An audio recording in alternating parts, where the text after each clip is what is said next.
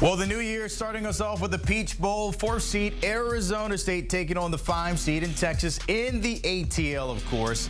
Both coming in with different paths to get to this point. The Sun Devils rolling to 11 wins, their first outright conference chip there since 1996. As for the Longhorns appearing in their second straight CFP, Texas pulled away on the visiting Clemson Tigers not too long ago on Saturday in that first round. But this would be the second all-time meeting between the two sides since you got to go back to 2007, the Holiday Bowl. Of course, different teams, different coaches. Winner tonight in the ATL will move on to face either Oregon or Ohio State, depending how that matchup goes. But while some may see this as a David versus Goliath, maybe it's a chance at 1 p.m. it'll look a little different. All right, to give us a breakdown of all this and what to expect tonight in this matchup between the two from 24/7 Sports, Chip Brown and Chris Karpman. And Chip, I'll start with you. When you look at both teams here and what they have brought to the table up to this point, what's the biggest concern for each for you? Well, I think for Texas, really the biggest concern is Texas. You know, when they don't commit penalties, when they don't turn the football over, they've been one of the best, if not the best team in the country. Obviously, they've had their problems with Georgia, who was the preseason favorite to win the national championship. But when Texas plays clean football, they are hard to beat because they can stop the run. You've got Quinn Ewers elevating his level of play. Thought he played really well in the first half against Clemson last week. And so, you know, from a matchup standpoint, Arizona State's a pretty good matchup for Texas because what Arizona State does best, Texas's defense stops. So we'll see how it plays out. The biggest challenge for Arizona State is getting bullied at the line of scrimmage. Sun Devils have never gone up against a team that had this amount of potency, offensive line, defensive line. They're going to have to try some asymmetric, different types of run blitzes and things to try to keep Texas from establishing that line of scrimmage with a consistent level. But I think Sam Leavitt has had a better game, a better QBR rating. He's been more ball secure consistently than Texas has. And that is a difference maker, I think, for the Sun Devils that has the ability to help them overcome this athletic and size advantage that the Longhorns have at the line of scrimmage. That will make the difference here. Chip, I want to come right back at you because something that you actually reported yesterday with Cam Williams dealing with that right knee sprain, unlikely to play. What are you hearing about the plane moving ahead at that right tackle position for them? Yeah, Cam Williams, their big behemoth right tackle, injured in the, with 3 minutes left in the second quarter against Clemson. He got his right knee rolled up. I'm told he's not likely to play today. So expect Trevor Gooseby, who played left tackle for Kelvin Banks in the SEC championship game, and then came in and played right tackle for Cam Williams against Clemson. Really talented redshirt freshman who will be the left tackle next year when Kelvin Banks moves on to the NFL. He'll get the start today at right tackle for Texas. And I don't think it's a significant drop-off. Right now, Trevor Gooseby is the 5th highest rated pass blocking, offensive lineman on the team, ahead of Cam Williams. So in terms of pass blocking, Trevor Gooseby, maybe a step up.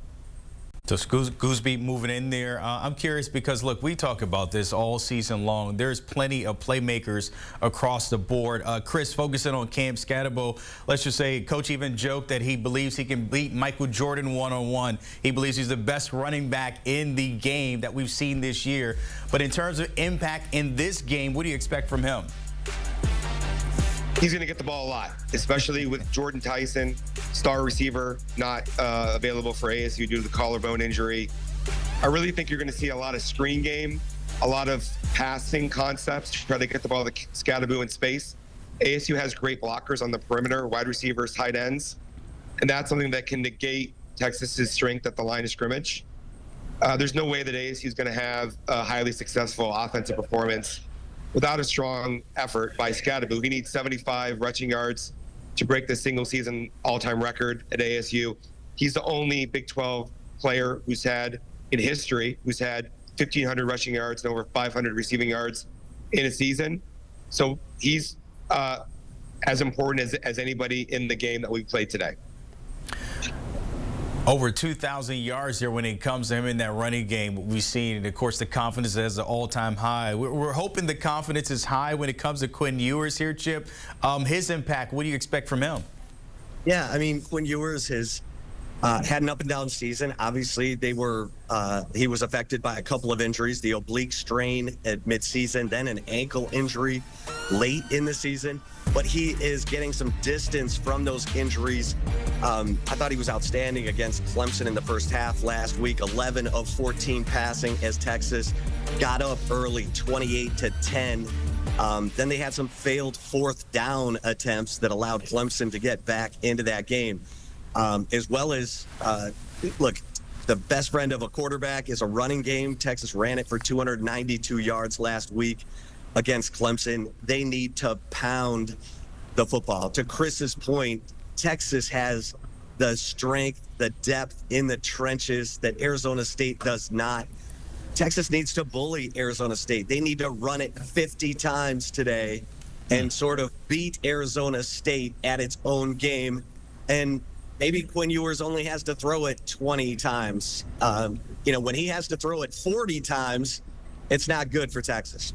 Find a nice little balance there when it comes to that offense there. Hey, Chris, I'll tell you this, because the kids say this nowadays, when you're relaxing, you're chilling. The Sun Devils have been chilling for 24 days of rest. That's unheard of. But how does Dillingham and this crew kind of maybe lock back in and pull off an upset here? No team in the Big 12 has taken care of the football better than ASU. Sam Leavitt, only 5 interceptions thrown. That's the fewest among all regular starting quarterbacks in the Big 12. Quinn Ewers has thrown 4 interceptions in the last 4 weeks alone, and he's thrown twice as many Jeopardy balls according to PFF. So the bottom line is Leavitt is the player who can equalize or maybe exceed anything that Texas has in terms of an advantage. Most important position on the field. Texas is more athletic, bigger. Leavitt has a higher QB rating in each of his last 5 games than any of Ewers' last 5 games. And Ewers' turnover margin, most important stat in football. ASU is 10-2 against the spread. When ASU wins turnover margin, undefeated. Bottom line is ball security, finishing drives, turning those into touchdowns, while holding Texas's drives to field goals, and then special plays. This is a game where I expect Marcus Arroyo, ASU's offensive coordinator, to pull out all stops. You're going to see trick plays. You're going to see things that Texas is not going to be prepared for due to having that 3 weeks of prep time. And if ASU can capitalize on those sorts of opportunities while being very ball secure, and Sam Leavitt has a type of day that he believes he's capable of, the Sun Devils can shock the college football world. Fellas, I know you both are there, ready to cover this game, but this is where we kind of separate a little bit, because I need to get your predictions here. And, no dirty looks, because I know you guys are in the same room. But, Chip, I need you to give me your prediction, and Chris, you follow. Well, I think that Texas will get off to a quick start. That's been their MO. And then it's a matter of, can they just finish off Arizona State, or do they play with their food, turn the ball over, to Chris's point, and let the Sun Devils back into this game? So I think Texas pulls away in this one. I've got them winning 31-14. Look, I've picked against Arizona State multiple times this season when the Sun Devils exceeded expectations and won games. Kansas State on the road, I thought that was going to be a loss. Utah earlier, I thought that was going to be a loss.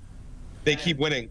I'm 10-3 against the spread this season, picking ASU or picking games, and I'm going to take ASU to win this game 27-24 due to what I predict to be turnover margin advantage and ASU doing a better job finishing drives. All right, well, good thing both of you guys can respectfully go back to your homes once this is all over, because you're picking your respectful teams here. Chris and Chip, appreciate it. Of course, all that action at 1 Eastern. Enjoy the game, fellas.